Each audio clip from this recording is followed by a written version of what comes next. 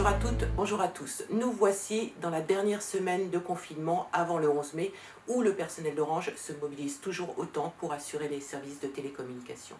Pour notre 5e rendez-vous témoignage de salariés ou vie ma vie en confinement, nous avons été cette fois-ci à la rencontre d'Adèle, conseiller client en boutique, et de Stéphane, responsable service client chez OBS.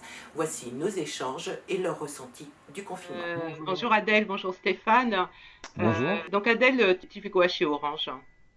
Donc moi je suis vendeur en boutique en AD. Je suis sur la boutique de Soissons dans l'Aisne, dans le 02. Les boutiques, logiquement, elles sont fermées actuellement. Comment ça se Tout passe? à fait. Donc actuellement en fait les collègues sont en ASA coronavirus au niveau des AD parce qu'ils ne peuvent pas télétravailler. D'accord? Donc il y a juste deux dispositifs.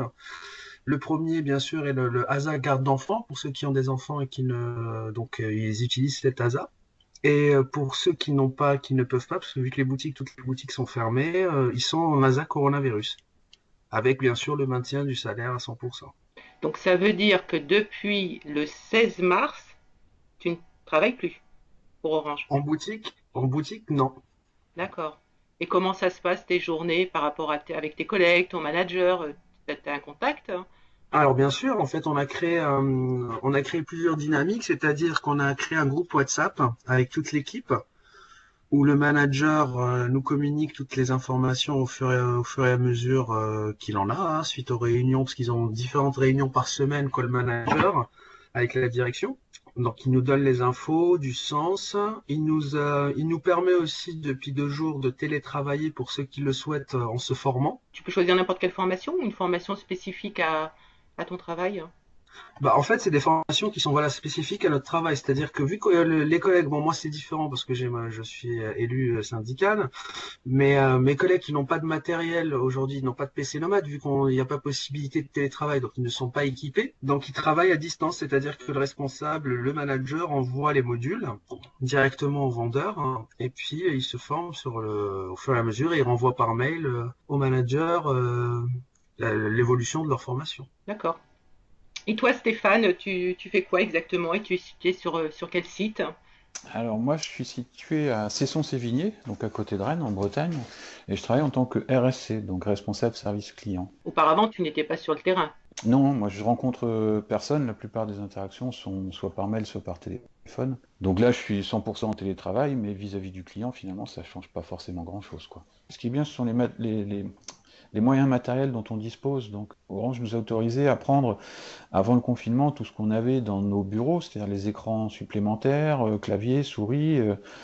On aurait même pu partir presque avec nos chaises de bureau si on avait de la place dans les voitures quoi, pour les prendre. Et ça, du coup, moi j'ai réussi à me créer un environnement qui est plutôt sympa. Quoi. En plus, on a la fibre à la maison, donc en termes de matériel, vraiment, je peux travailler dans des bonnes conditions. Quoi. Il va manquer, bien sûr, les relations humaines. Tu avais déjà l'habitude du télétravail ou c'était quelque chose de nouveau pour toi? Alors non, c'est-à-dire qu'occasionnellement, en cas de problématique, il arrivait qu'on pose une journée de télétravail, mais c'était exceptionnel. Et avec tes managers, ça se passe comment ou tes collègues? Oh bah ça se passe bien, puisque il y a eu des choses qui ont été mises en place, il y a eu des réunions quotidiennes pour justement pouvoir discuter, avoir de l'information de ce qui se passait côté Orange, et puis également avec tous mes collègues sont en télétravail, donc ils sont tous joignables, on arrive à continuer à travailler et à fournir ce qu'il faut pour nos clients, quoi. Donc là-dessus, il n'y a vraiment pas de souci, et les moyens dont on dispose permettent de le faire, quoi. Tu dirais qu'aujourd'hui, tu as plus de charges de travail ou moins?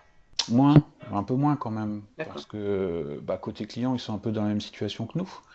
Donc il y a pas mal de sites chez eux qui sont à l'arrêt, hein, clairement. Hein. Donc du coup, vis-à-vis des relations qu'on peut avoir, ou bien du travail directement lié à l'activité du client, on en a un petit peu moins. Par contre, du coup, on en profite pour faire pas mal d'actions de back-office qu'on n'avait pas forcément le temps de faire avant. Quoi. Tu vis seul ou pas dans ton confinement ou tu es en famille avec des Ah gens? non, moi je suis en famille, on est 5, j'ai 3 enfants. Comment ça se passe au niveau de l'organisation entre les devoirs, les cours? Alors ça se passe plutôt pas mal en fait finalement, hein. Mes 3 enfants sont assez grands. Parce que j'en ai en première, une en troisième et puis une en CE2. Donc les deux grands sont assez autonomes, hein. Ils ont leur PC, ils ont leurs moyens de travailler, et puis bah, ils ont des cours en visio, ils ont des cours, des devoirs qui leur sont donnés par mail ou bien par leurs outils de communication avec leurs profs. Et puis bah, il reste la troisième qui est faut l'aider un peu, faut structurer un peu son travail. Tu as réussi à partager la partie travail pour Orange, la partie devoir enfant et la partie maison. Ouais. Problème. Non, là-dessus ça va. Maintenant ça va, ouais. Ok, et toi, Adèle, t'as des enfants? Oui, j'ai une petite fille de 6 ans, donc qui est en grande section. Donc moi, c'est un peu plus compliqué parce que j'avais pas du tout l'habitude de télétravailler. Mais aujourd'hui, j'arrive quand même à réussir à déconnecter. C'est-à-dire que je me fixe une deadline en termes d'heures. Et puis j'essaie de m'y tenir. C'est-à-dire qu'en gros, je me dis, je commence à 9 heures, je fais une pause à 12h30, je reprends à 14 heures, à 18 heures grand maximum. Je coupe. C'est vrai que j'ai réussi aussi à me recréer un petit environnement où je suis dans mon petit cocon, j'ai mon bureau et puis à la base c'était une chambre d'amis, je l'ai transformée en bureau. Et donc ce qui est plutôt, je suis au calme, donc j'arrive à être concentré sur le travail. Donc et c'est vrai que le matériel nous aide et puis le réseau nous aide aussi.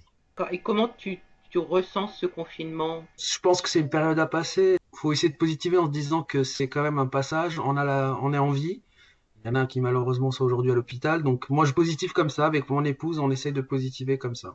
On se réinvente le temps. C'est ça. Et puis ça change. Il y a aussi, on a la chance quand même d'avoir Netflix. Donc c'est vrai que les week-ends, quand la petite vraiment elle en a marre, on lui met son dessin animé sur Netflix. Mais sinon après, on arrive quand même à occuper nos journées. D'accord, je sais pas si je garderai ça, si j'en ai marre de ma fille, je la mets sur Netflix. À ta main. Et pourtant on le fait tous, hein. On n'a pas le droit de le dire, mais Ouais, non, je sais, non, peut-être il y que a je quelques garderai. moments dans la journée où c'est vrai que ça aide, hein, Netflix, hein. Ouais, effectivement. Et toi, Stéphane, tu le vis comment ce confinement? Ça dépend des jours, quoi. Mais c'est un peu comme Adèle, hein. On a la chance d'avoir un jardin, on est en maison, donc on a de la place, chacun a son espace. S'il y avait un message à rajouter pour nos collègues ou pour l'ensemble, vous diriez quoi, toi, Adèle, en premier? Restez chez vous et gardez le cap. Ça va, on va rebondir. Je reste persuadé après le 11 mai.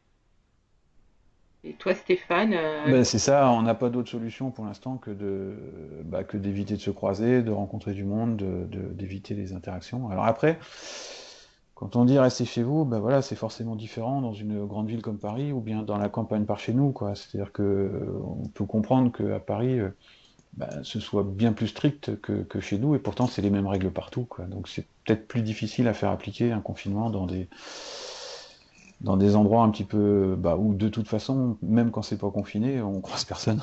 je vous remercie, Adèle et Stéphane, d'avoir partagé ce petit moment avec nous.